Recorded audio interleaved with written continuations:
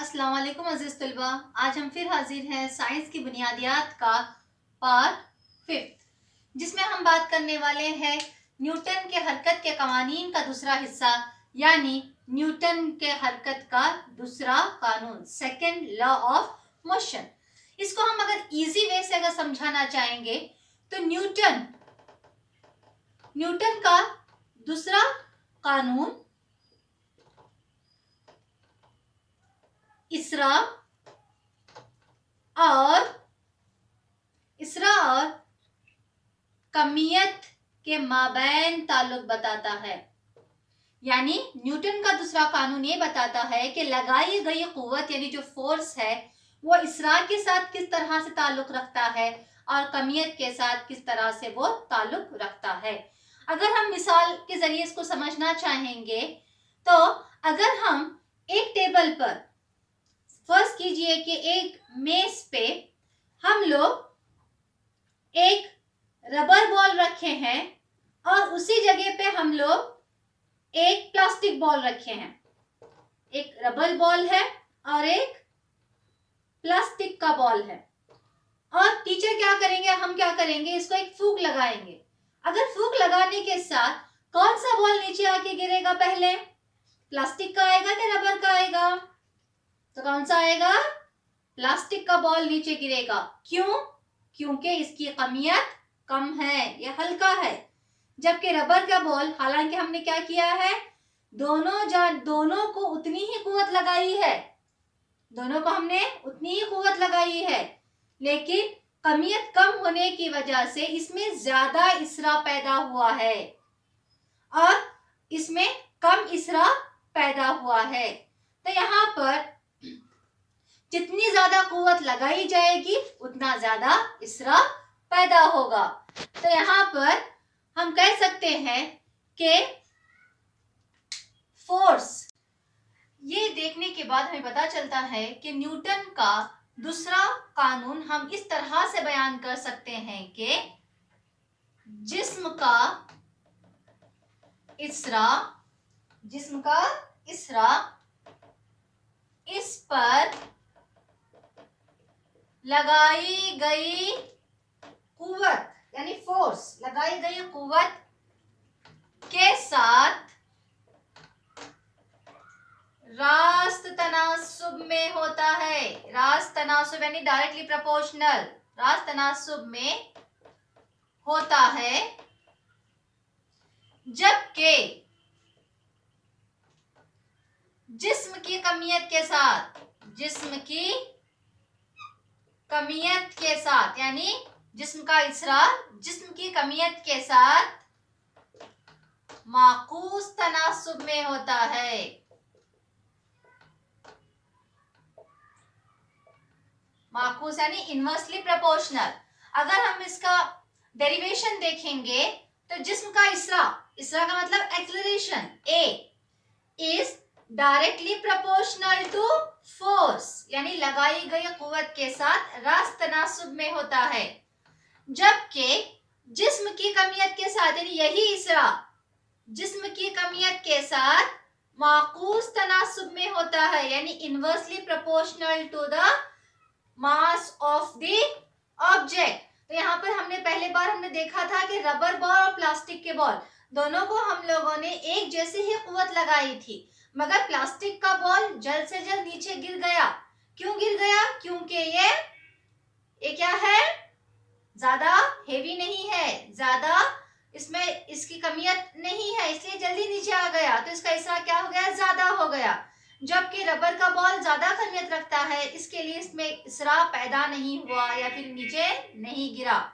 अब यहाँ पे अगर इन दोनों को इक्वेशन 1 और इक्वेशन 2 अगर दोनों को हम ये करेंगे तो A इज प्रोपोर्शनल या बटे यम। अब हमें यहाँ पे फोर्स मालूम करना है बच्चों, तो इसका मतलब क्या होगा? F is proportional to m A, यानी यहाँ पे चला जाएगा।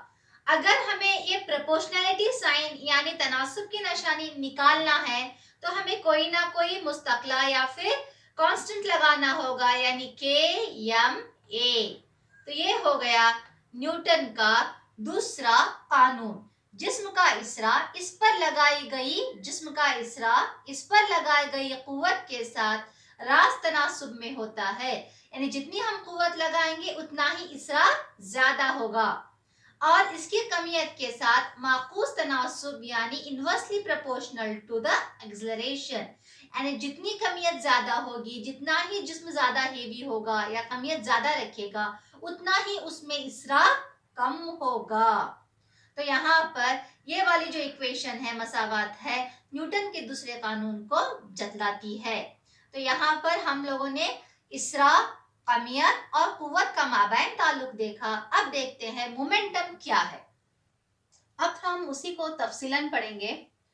हम जैसा कि मैंने कहा कि अशिया में पैदा होने वाला असर इनकी कमियत और रफ्तार पर मुनहसिर होता है। यानी यहाँ पर क्या हो गया, इसकी कमियत यानी मास और इसकी रफ्तार पर मुनहसिर होता है। अगर रास्ते पर पड़ा हुआ एक छोटा सा पत्थर अगर रास्ते पर पड़ा हुआ तो उतनी चोट नहीं देगा, मगर अगर एक गाड़ी के टायर के नीचे आकर अगर किसी के सर पर लगता है, उछल कर, जिसमें उसकी रफ्तार में इजाफा होता है, तो उछल कर लगेगा तो उस शख्स को वो जख्मी करेगा। बच्चों, अगर ये एक बंदूक से निकली हुई गोली जिसकी कमियत बहुत ही कम है, छोटी सी गोली है, मगर बंदूक से निकलने के बाद उसकी रफ्तार में काफी इजाफा हो जाता है, अगर वो बंदूक की गोली अगर किसी शख्स को लग जाती है तो उसको हिलाक कर सकती है। तो कमियत और रफ्तार अगर दोनों मिल जाते हैं तो उस शय में पैदा होने वाला असर बहुत ही ज्यादा हो जाता है। अगर ज्यादा कमियत वाली शय है तो ज्यादा इसरा के लिए ज्यादा कुव्वत लगेगी, ये तो दूसरी बात हो गई। हम इस पर ध्यान देते हैं, अशिया में पैदा होने वाला असर कमियत और रफ्तार पर मुनहसिर होता है। तो यहाँ पर फिजिक्स की और एक तबई मिक़दार आती है जिसको हम मियारी हरकत या फिर मोमेंटम कहेंगे। अब मैं ये वाला यहाँ से मिटा देती हूँ, आपको मैं और ज्यादा कंफ्यूज नहीं करना चाहूंगी। बस आप इतने पे ध्यान दीजिए कि अशिया में पैदा होने वाला असर कमियत और रफ्तार पर मुनहसिर होता है। अब मोमेंटम क्या है या मियारी हरकत किसे कहते हैं? किसी शय की मियारी हरकत इस शय की कमियत और रफ्तार का हासिल ज़र्ब है, यानी P बराबर है mv। इसकी एसआई इकाई यानी मोमेंटम की एसआई इकाई क्या है? किलोग्राम मीटर पर सेकेंड। जैसा कि हम जानते हैं कि मास की एसआई इकाई किलोग्राम है, वेलोसिटी यानी रफ्तार की एसआई क्या है? मीटर पर सेकेंड है। तो यहाँ पर इसकी एसआई इकाई क्या होगी? किलोग्राम मीटर पर सेकेंड होगी। अगर हम इसी को न्यूटन के दूसरे कानून के साथ जोड़ते हैं तो न्यूटन का दूसरा कानून यानी बच्चों जो पैदा होने वाला जो फोर्स है यानी तहरुक में तब्दीली यानी मोमेंटम में तब्दीली क्या होगी? मोमेंटम में तब्दीली का मतलब होगा mv माइनस mv2, यानी पहले 1 लेंगे, mv2 माइनस mv1। अगर हम किसी चीज की तब्दीली लेते हैं तो उसको माइनस करते हैं। अगर यहाँ पर अगर हम देखेंगे v2 क्या है? फाइनल वेलोसिटी है। v1 क्या है? इनिशियल वेलोसिटी है।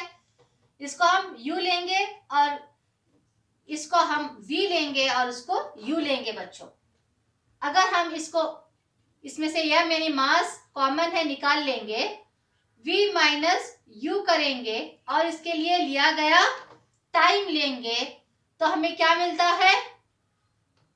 m। अगर इस पर गौर कीजिए, ये वाला एक्सेलरेशन का मतलब क्या है? इसरा, यानी ma, यानी यहाँ पर तहरुक जो है प्रोपोर्शनल है KMA, यानी तहरुक में तब्दीली की शरह पर लगाई गई कुव्वत यानी F, लगाई गई कुव्वत यानी F is equal to KMA। यहाँ पर K क्या है? कांस्टेंट है। K क्या है? कांस्टेंट है। तो किस तरह से हम लोग न्यूटन का दूसरा कानून बयान करेंगे? अब हम देखते हैं न्यूटन का दूसरा कानून कि स्टेटमेंट, एक शय की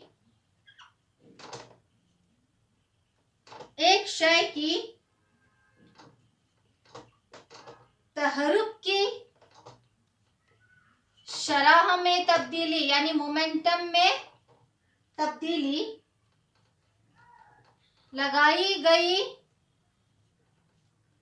कुव्वत, एक कुव्वत किस तरह की कुव्वत है? मुतवाजन कुव्वत है या गैर मुतवाजन है?